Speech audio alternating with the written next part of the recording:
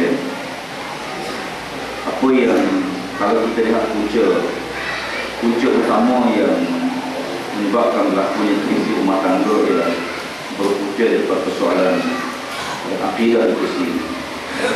Terutama saya sebut kadang-kadang bila kita cek rumah tangga ini, sebahagian besar rumah tangga itu tidak diasaskan di atas asas akidah yang betul. Tujuan perkahwinan, Nabi sebut dalam hadis, mafhum pada sebuah hadis, mana-mana wanita mengahwini seorang laki-laki kerana harta, maka harta itulah dia akan merosakkan rumah tangga. Mana-mana laki-laki mengahwini seorang wanita kerana cantiknya, maka cantik itulah dia akan merosakkan rumah tangga. Jadi bila asas tujuan perkahwinan itu bukan tidak agama, dia tengok seorang laki-laki tengok perempuan pada rupa dia, terus terpikatkan rupa dia, ya, bukan soal agama. Menyebabkan bila dia berkahwin, yang dia inginkan itu adalah nilai spiritual, tapi dia bina rumah tangga dengan nilai fizikal. Dia tak mungkin boleh tengok. Ada satu kes, bila dia kahwin, duduk dari 3 bulan rumah pak mentua, jadi baru pak mentua tahu nanti baru dia malah kerja, makan tidur, semayang masuk tapi kerja malam. Yang pak tua pula bila dah menantu duduk rumah dia 3 bulan, pak tua ni cukup rajin kerja, cuma semayang malam. Balik yang pak tua kerja rajin semayang, yang menantu pula semayang rajin kerja malam. Nak tegur baru kahwin, baru dapat menantu baru. Nanti pak tua fikir macam mana nak tegur. Jadi masuk sembang, ajak main dah lagi, main. Pak mentua silap alih buah gigi, nak kata makan. Pak mentua kau ni makan bagus, kerja malas. Makan okey lah. Mewah bingung nanti. Tak apalah main lagi. Nanti pula silap alih buah. Pak mentua kata, Haji, kata menantu haji aku semayang tak. Kita nak naik haji tapi semayang dulu. Maknanya kena main dah dulu baru dia. Yang kedua, amal Islam tak ada dalam rumah. Cuba cek.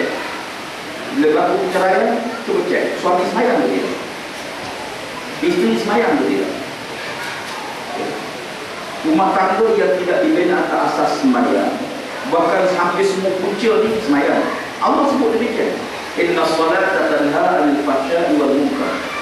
Sembahyang itu mencegah perkara keji dan munkar. Ya. Perceraian perbuatan keji. Abghadu minallahi halal as-salat. Perkara yang paling Allah murka tapi halal ialah perceraian. Ya. Sebab itu Allah Subhanahu wa ta'ala wa 'ashiruhunna bil ma'ruf fa in karihtumuhunna fa 'asa an takrahu syai'an wa ja'alallahu khairan katsiran. Wa 'ashiruhunna bil ma'ruf. Bergaulah kamu dengan isteri kamu dengan baik. Bergaul dengan baik. Suami kena banyak sentuhan pada anak, sentuhan pada isteri, sentuhan fizikal.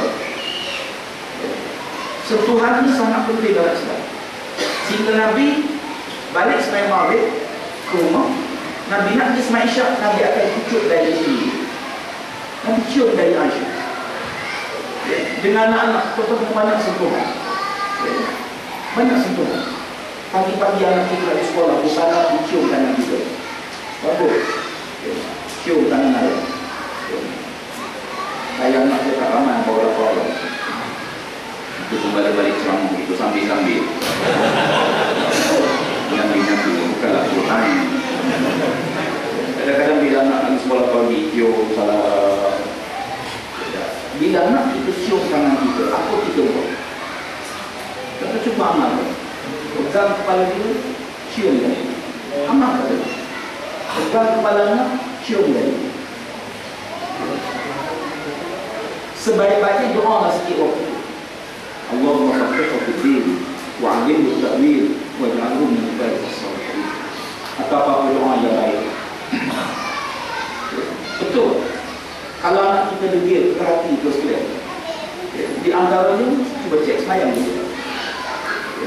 Kadang-kadang makanan yang tak baik. Makanan yang tak baik menyebabkan hati anak jadi keras. Hatta dari ibu kita lagi. Kita masuk restoran, makan. Sebaik-baiknya bayar dulu baru makan. Jangan makan dulu. Tapi kebanyakan restoran, dia suruh kita makan dulu. Boleh makan, tapi kita makan belum jadi hak kita. Kita belum bayar. Apa haram? Dia tidak haram. Bila tokek kata makan dulu, kita boleh makan. Dia segi hukum syarak halal. Tetapi dia belum jadi milik mutlak kita sebab kita belum bayar. Afdal bayar baru kita makan. Dan cuba jangan ada berhutang pada makanan. Tuan-tuan boleh berhutang baju, boleh berhutang kereta, boleh berhutang rumah, boleh berhutang isteri, kahwin, boleh berhutang apa. Tapi tidak pada makanan. Tidak pada makanan. Sebab makanan, bila kita dah makan, kita tak tengok dia, kita lupa. Katakanlah kita berhutang RM1 beli makanan pagi, beli nasi bungkus, bawa balik rumah, duit tak ada, hutang nak tokek. Makcik tu nak minta RM1, dia malu. Kita nak bayar, kita tak ingat.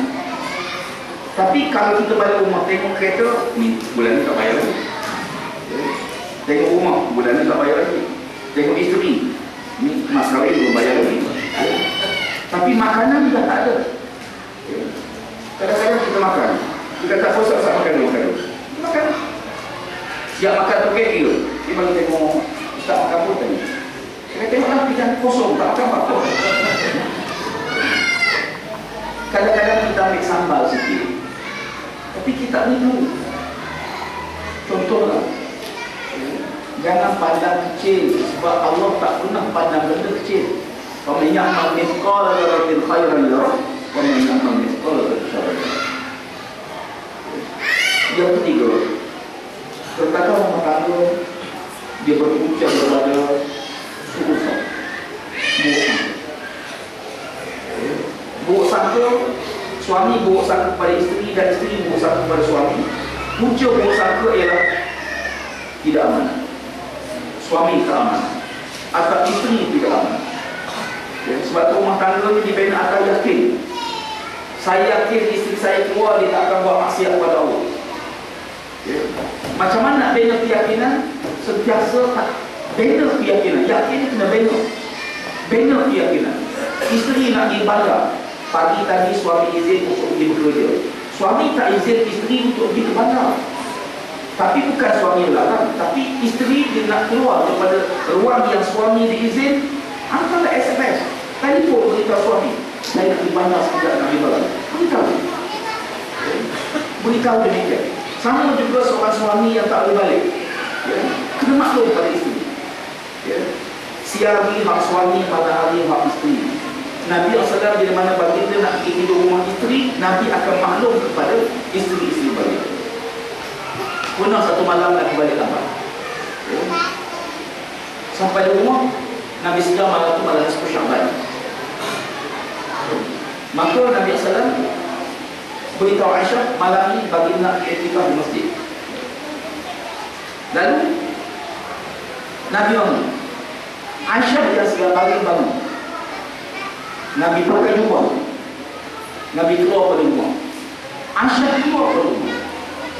Ini Aisyah radhiyallahu anha. Nabi, Aisyah mengikut Nabi daripada belakang. Hingga Nabi masuk ke masjid, baru Nabi balik rumah. Baru Aisyah balik rumah. Dan Nabi SAW menyebut peristiwa ini, menunjukkan bahawa cemburunya Aisyah bimbang kalau Nabi beritahu nak pergi masjid, tiba-tiba kona rumah bini lain. Ada abang nak keluar tabligh 4 bulan, keluar 10 hari, nak di mana? Gas, rupanya gas. Jadi sebab-sebab sekalian, dibina di atas yakin kena proses. Nabi sebut hatta dalam bab iman, jadi iman apa boleh kau tidak.